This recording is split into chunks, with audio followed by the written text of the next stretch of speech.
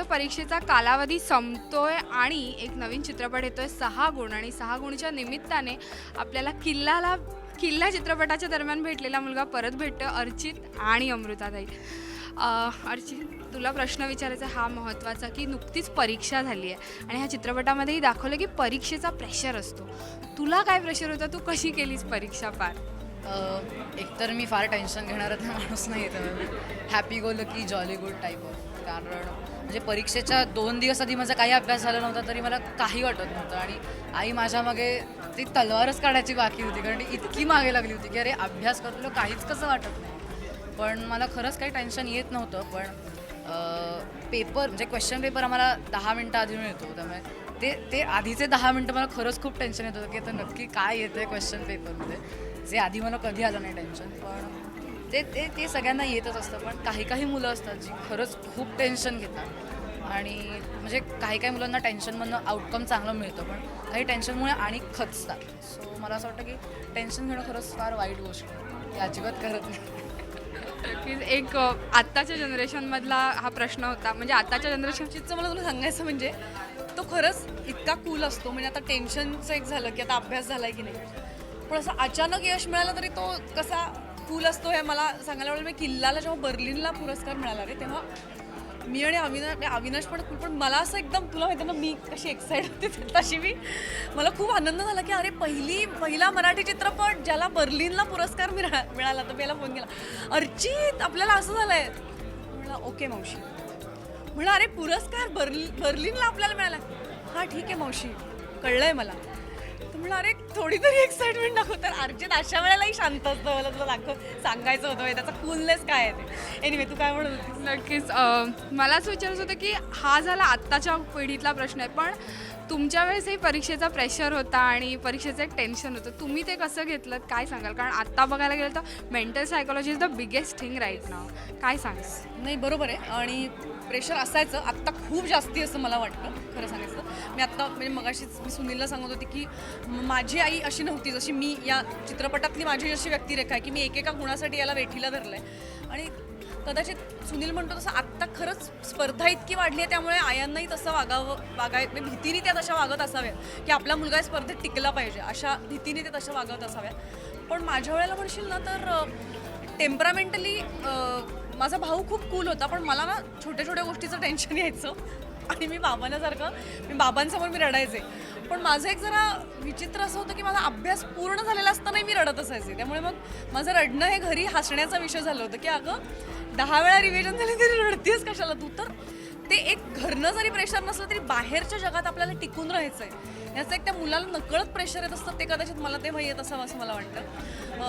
तर त्याच्यामुळे मी तशी होते. पण घरनं मला म्हणजे आई उलट खेळायला जा, आता खूप अभ्यास केलास, कंटाळा आला तुला अभ्यास करताना बघून असंच करत होती. त्यामुळे तशा पद्धतीचं कधी प्रेशर मला घरनं नव्हतं. सर तुम्ही काय सांगाल, कसं होतं तुमच्या परीक्षेचा काळ कसा होता? नाही प्रेशर तर तेव्हाच्या काळात प्रत्येकाला असतातच. त्यामुळे आमच्याही काळात प्रेशर तर होतंच. कारण कसं होतं की तेव्हा तर मुंबईतलं तुम्हाला चांगलं कॉलेज पाहिजे असेल तर तुम्हाला 80% वर मार्क मिळवण्याची आवश्यकता होती.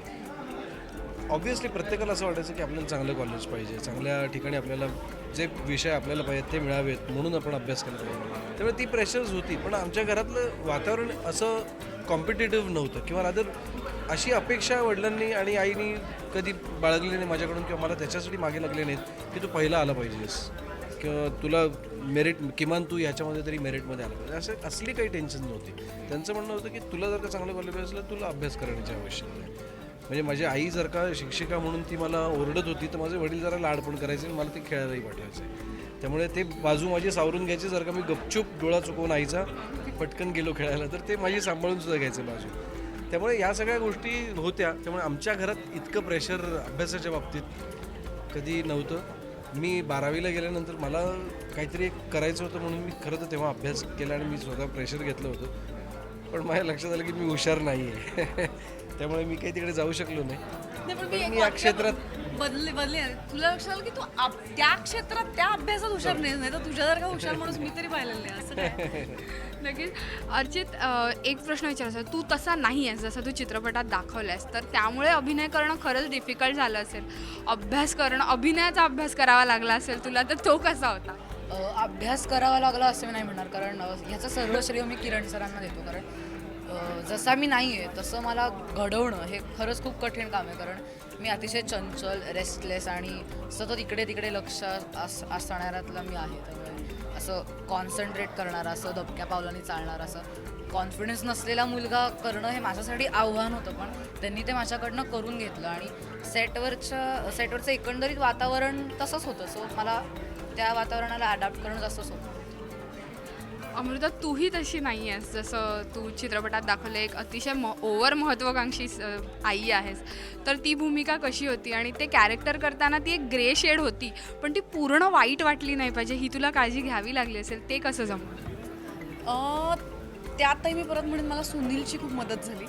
म्हणजे मी आणि सुनील जेव्हा मी त्याच्याशी या व्यक्तिरेखेविषयी बोलत होते, एकतर माझ्या लुकविषयी पण आपण खूप चर्चा केली होती. म्हणजे त्यांनी मला केसाचं वळण बदलायला लावलं आहे, तू आता भूमिकेत बघशील.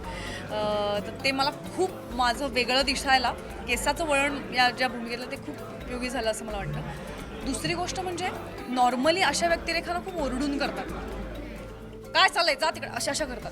पण सुनीलचं मला खूप छान बोलणं झालं जस्ट चित्रीकरणाच्या आधी, की ना शांतपणे जर असं ॲसर्टिव्ह बोललं ना की ते जास्ती अंगावर येतं. आणि ती बाई जास्ती दुष्ट, म्हणजे असं तुझ्या बाबांनी असं केलं होतं, तू काय केलंस, हे जास्ती असं वाटतं. म्हणजे बापरे ही कशी असं वाटतं. म्हणजे आरड्याओरड्यात कसं ना त्यातलं तो हे निघून जातो आणि नुसतंच लाऊड कॅरेक्टर होऊन बसतं. तर हे मला सुनीलनीही मला आठवतं की आमचं हे बोलणं झालं होतं. आणि म्हणजे जेव्हा मी सिनेमा बघितला तेव्हा माझा नवरा म्हणजे तोही दिग्दर्शक आहे, त्याच्यामुळे त्यालाही ते की अरे हे वेगळं झालं. नाही तर नॉर्मली हे कॅरेक्टर लाऊड केलं जाईल, पण ते तसं न केलं गेल्यामुळे ते कदाचित मग शक्यता आहे की ते जास्ती दुष्ट वाटू शकेल.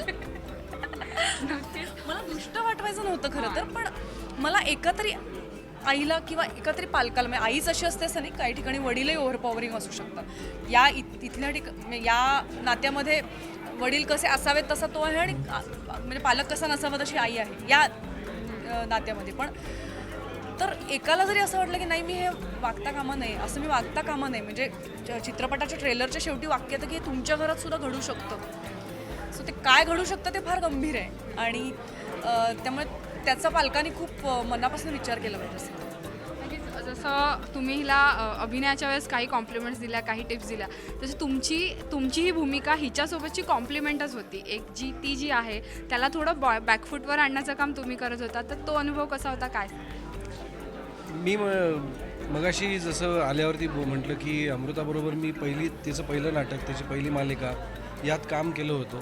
त्यामुळे मला खरं तर ना अमृतामधली ग्रोथही मला दिसली आत्ता, कारण खूप वर्षांनंतर आम्ही एकत्र काम केलं. निश्चितच तिच्यात तिला काय माहिती आहे का, ती फार उत्तम अभिनेत्री आहे. तिला काही गोष्टी फक्त ती त्या अभिनयाच्या ह्याच्यात वाहत जाते, आणि मग ती कधी जास्त कधी ओव्हर पॉवर करते. ओव्हर पॉवर म्हणजे नॉट सहकलाकारांना नाही, त्या भूमिकेला किंवा त्या कॅरेक्टरला जितकी गरज आहे त्यापेक्षा ती थोडीशी ओव्हरबोर्ड जाते की काय असं वाटतं. त्यामुळे तिला ते थोडंसं कोणतरी मागून असं एक पदर खेचणारा लागतं ना, तसं छान करतो ऐक माझं असं करून मग मी तिला जरासं सांगण्याचा प्रयत्न करतो. त्यामुळे ती केमिस्ट्री आमची खूप वर्षांपासूनची आहे, आणि हे मी तिला समजावत आलो खूप पहिल्यापासून. त्यामुळे मला असं तिला सांगताना काही वाटतही नाही. युजली कसं असतं की आता इतका मोठा कलाकार झाल्यानंतर त्याला काही सांगितलं तर त्याला इगो हर्ट होऊ शकतो. पण मला खात्री आहे की मी अमृताला काही सांगितलं तर तिला वाईट नाही वाटतं.